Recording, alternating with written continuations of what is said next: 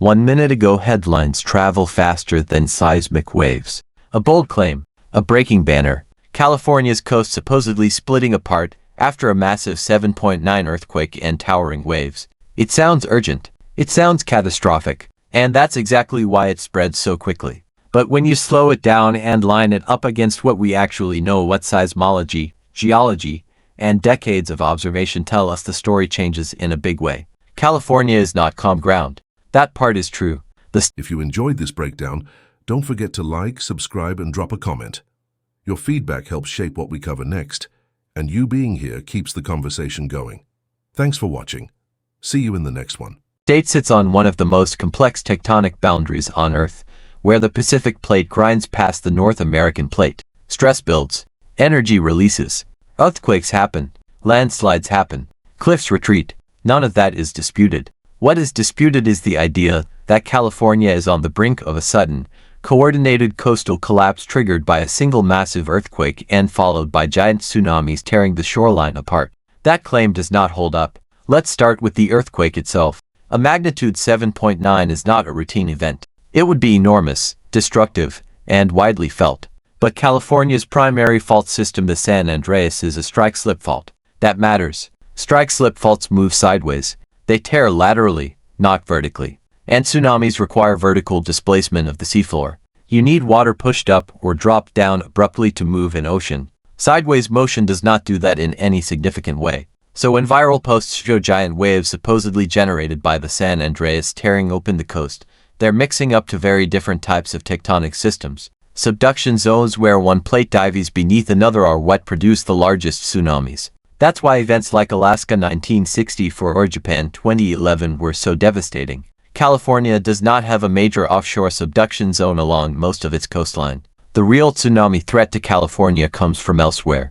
Distant earthquakes across the Pacific, the Cascadia subduction zone far to the north, or, in rarer cases, underwater landslides triggered by strong shaking. These are real risks, studied seriously by scientists and emergency planners. But they are not sudden surprises tied to inland faults snapping open the coastline. Now let's talk about the cliffs. California's coastal cliffs are fragile in many places. That's also true. Some are made of weak sedimentary rock. Others are fractured, weathered, or already undercut by waves. They fail. They slump. They collapse in sections. This has been happening for centuries. But cliff failure is not a switch that flips statewide. Coastal erosion is a slow, cumulative process. Waves attack the base of cliffs day after day. Rain saturates the soil. Water seeps into fractures. Freeze-thaw cycles weaken rock. Human development adds weight and alters drainage. Over time, cliffs retreat.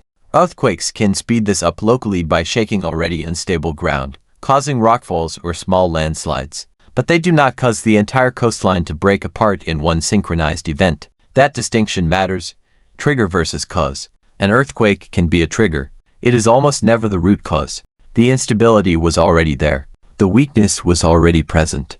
The erosion was already ongoing. Without those pre-existing conditions, shaking alone does not magically dismantle cliffs across hundreds of miles. This is why scientists reject language that frames earthquakes as targeting locations or being imminent in the way viral posts claim. Tectonic plates do not work on human timelines. They do not count down to dates. They do not issue warnings. They operate under physical laws, releasing stress when thresholds are crossed, sometimes tomorrow, sometimes decades from now.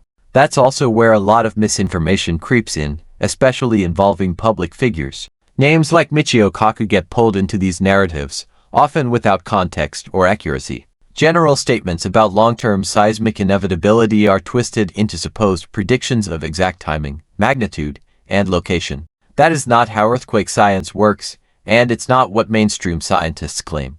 There is no method, none, that can predict the exact day, place, and size of the next major earthquake. Instead, scientists use probabilistic models. They look at fault slip rates, past earthquakes recorded in geology and history, paleoseismic evidence buried in sediments.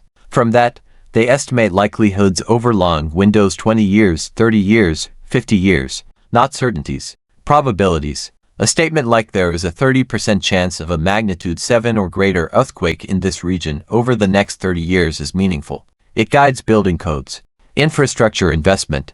If you enjoyed this breakdown, don't forget to like, subscribe, and drop a comment. Your feedback helps shape what we cover next, and you being here keeps the conversation going. Thanks for watching. See you in the next one. Emergency planning. It does not mean disaster is imminent tomorrow. The same applies to coastal hazards. Some areas retreat faster than others. Places like Big Sur or Malibu can lose tens of centimeters per year under the right conditions. In those zones, building near the edge is a known risk. Armoring cliffs often makes erosion worse elsewhere by disrupting sediment movement. That's why scientists increasingly talk about managed retreat, not because the coast is about to collapse overnight, but because slow, predictable erosion makes long-term occupation unsafe in specific locations. Preparedness, not panic, is the scientific response. That's also where early warning systems come in. Systems like Shake Alert do not predict earthquakes. They detect them milliseconds after rupture begins and send alerts faster than seismic waves travel. That can give seconds of warning, enough to stop trains, open fire station doors, or shut down industrial systems. It's a powerful tool, but it does not mean scientists knew it was coming. This difference between detection and prediction is often lost in public conversation, and that loss fuels fear. When people are told something will happen, trust collapses when it doesn't. When people are told something might happen, with clear explanation of uncertainty, preparedness improves. Studies show that people respond better to probabilistic information when it's communicated honestly, not watered down, not sensationalized, just clear. Risk exists. It is measurable. It is uneven, and it is manageable with the right policies and awareness. That is the real story behind California's coast. Not a sudden rupture tearing the state apart. Not massive tsunamis rising from inland faults. Not secret predictions or countdown clocks. But a landscape shaped by long-term forces: tectonic motion, erosion, climate, and human choices, where hazards are real, localized, and ongoing. And here's the uncomfortable truth: exaggeration doesn't make us safer. It makes us less prepared. It shifts attention away from the slow, visible risks that actually matter and toward dramatic scenarios that don't align with reality. California will have more earthquakes. Some will be large. Cliffs will continue to retreat. Some failures will be sudden and tragic at a local scale. Tsunamis will remain a low probability, but serious threat from specific sources. None of that requires distortion to be taken seriously. What it requires is clear communication, respect for uncertainty, and the discipline to separate evidence from virality. If you found this breakdown useful, take a second to support the channel. Like the video so more people see accurate information. Share it with someone who's been worried by the headlines. Drop your thoughts or questions in the comments, we read them. And subscribe if you want more fact-driven explanations without the panic. The reason these stories keep resurfacing isn't because the science changed overnight. It's because fear travels well. It compresses complexity into a single moment and turns long-term risk into instant catastrophe. And California, with its earthquakes, cliffs, and coastline, is a perfect backdrop for that kind of distortion. But if you stay grounded in what the science actually says, the picture becomes less theatrical and far more serious. One of the most misunderstood aspects of earthquake risk is scale, not magnitude scale times scale. Earthquake hazards are not evenly distributed across days or weeks. They are distributed across decades and centuries. That's why scientists rely on paleoseismology, studying ancient ruptures preserved in sediments, offset layers, and buried soils. These records don't tell us when the next quake will happen. They tell us how often faults have ruptured in the past and how much strain they tend to release. From that information comes probabilistic seismic hazard analysis. This isn't guesswork. It's structured modeling that incorporates two kinds of uncertainty. One is epistemic uncertainty, what we don't know yet, like the exact geometry of a fault deep underground. The other is aleatory uncertainty, the natural randomness of when stress finally overcomes friction. Together, they produce hazard curves, not predictions.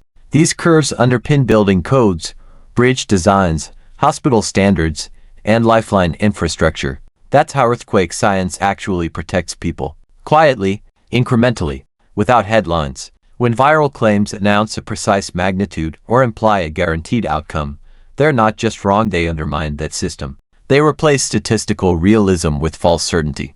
And false certainty doesn't motivate smart preparation.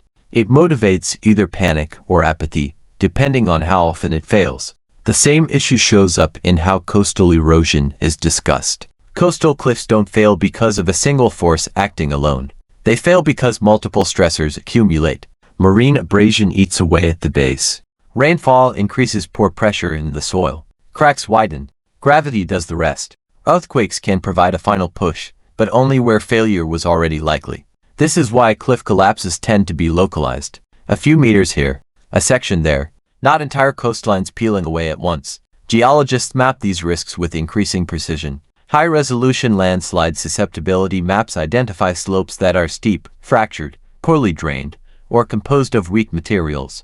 Those maps guide zoning decisions, infrastructure placement, and evacuation planning. They also reveal something uncomfortable. Some places are simply not safe to occupy indefinitely. That's where managed retreat enters the conversation. Managed retreat isn't about abandoning the coast. It's about recognizing physical limits. In some areas, armoring cliffs with seawalls or riprap temporarily protects structures but accelerates erosion nearby by disrupting sediment transport. Beaches narrow. Wave energy increases. The problem shifts, not disappears. In places where retreat rates are high and accelerating, moving development inland is often the least damaging long-term option. That's a policy decision grounded in geology, not fear. It acknowledges that the coast is dynamic, not static, and it treats adaptation as a rational response, not a failure. Contrast that with the viral narrative, which treats geology as an ambush, something lurking, waiting to strike all at once. That framing strips away agency. It makes preparedness feel futile, and it encourages people to chase dramatic explanations instead of practical ones. Tsunamis are another example. They are rare but real, and California does face tsunami risk, but the sources matter. The most credible tsunami threat comes from distant subduction zones, particularly Cascadia to the north. Cascadia's geological record shows repeated large ruptures over thousands of years. Those events generated tsunamis that reached California. That's why evacuation zones exist. That's why sirens, signage, and public education matter. Local tsunamis are more limited in scope. Submarine landslides can displace water, but they tend to affect smaller areas and depend heavily on local seafloor conditions. They are not triggered by every earthquake, and certainly not by lateral motion on inland faults. Understanding these distinctions is not academic nitpicking. It determines how communities prepare, whether they focus on vertical evacuation, inland routes, or structural resilience, whether they invest in public drills or rely on myths. Early warning systems fit into this same framework. Shake Alert works because physics allows it to. Electromagnetic signals travel faster than seismic waves. When a rupture begins, sensors detect it and send alerts ahead of the shaking. That's not prediction. It's rapid detection. Those seconds matter. They allow trains to slow, surgeons to pause, students to duck and cover, industrial systems to shut down. But they only work if people understand what the alerts mean and what they don't. An alert does not mean the earthquake was foreseen. It means it has already started. This distinction is often lost in public conversation, especially when fear-driven narratives blur lines between science fiction and science. And once those lines blur, trust erodes. People stop listening when real guidance is issued, because it sounds like just another alarm. That's why communication matters as much as engineering. Studies consistently show that people are more likely to take adaptive action when risk is presented probabilistically and honestly. Not as a binary it will happen or it won't, but as a range of outcomes with associated likelihoods. That approach respects uncertainty instead of hiding it. It builds credibility over time. When communicators exaggerate or oversimplify, they may get attention in the short term, but they weaken long-term resilience. California's hazards are serious enough without embellishment. The state experiences constant tectonic stress. Earthquakes will continue. Coastal erosion will continue. Some areas will become uninhabitable over time without adaptation. None of this is speculative. It's observable.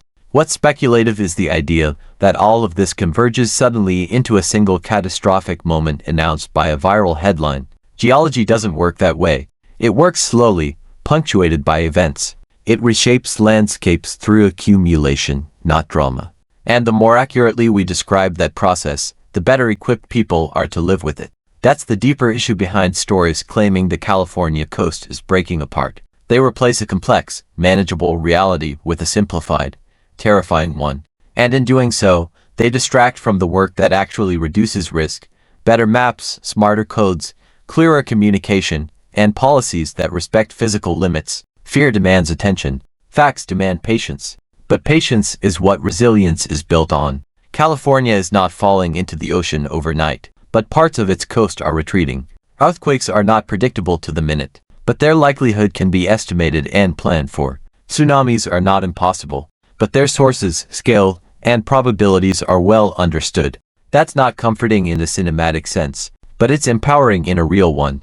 And that brings us to the final, often ignored consequence of these viral disaster narratives.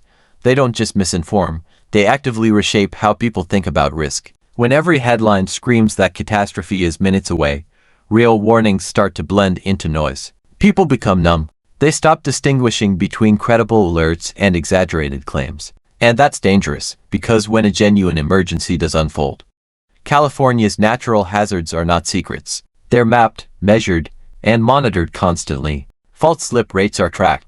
Coastal retreat is surveyed year after year. Early warning systems are tested and refined. Emergency managers run scenarios that don't assume the worst possible outcome, but the most plausible ones. That's how resources are allocated efficiently. That's how lives are protected. The irony is that the real story is far more compelling than the exaggerated one. A coastline shaped over millions of years, still changing under the combined pressure of tectonics, waves, weather, and human development. A state balancing growth with geological reality. Communities, preparation is quieter. It's knowing your evacuation route, understanding whether you live in a tsunami zone, recognizing signs of slope instability, supporting building codes that reflect real hazard models, not political convenience. These actions don't come from panic. They come from understanding. And understanding requires resisting the urge to dramatize beyond the evidence. There is a responsibility that comes with talking about natural hazards, especially in a place like California.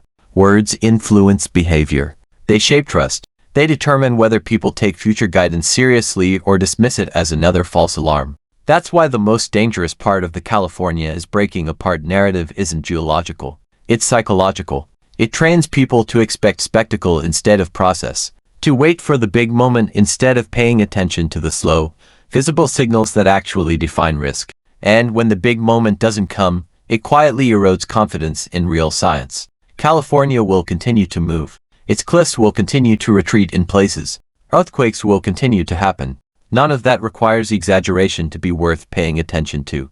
What it requires is honesty. Honesty about uncertainty. Honesty about limits. Honesty about what we know and what we don't. That's the foundation of resilience. Not fear. Not virality. Not urgency for its own sake. If there's one takeaway from all of this, it's simple. The ground beneath California isn't waiting to betray anyone. It's doing what it has always done. And understanding that clearly, calmly, and accurately is the strongest protection we have. Thanks so much for watching. If you made it all the way to the end, you're officially part of the small percentage of people who don't just click away, and that means a lot. Before you go, I'd love to hear from you. Drop a comment below and tell me your thoughts, your ideas, or even what you'd like to see next. I read every single one of them, and your feedback genuinely shapes the direction of this channel. If you enjoyed the video, tap that like button. It tells YouTube this content is worth sharing. And if you haven't already, hit subscribe and turn on notifications so you don't miss the next upload. We've got more exciting videos coming, and trust me, you'll want to be here for them. This channel is just getting started, and your support helps it grow faster than you realize. Thank you again for spending a part of your day here with me. Stay curious, stay motivated, and as always, take care of yourself. Until next time, I'll see you in the next video.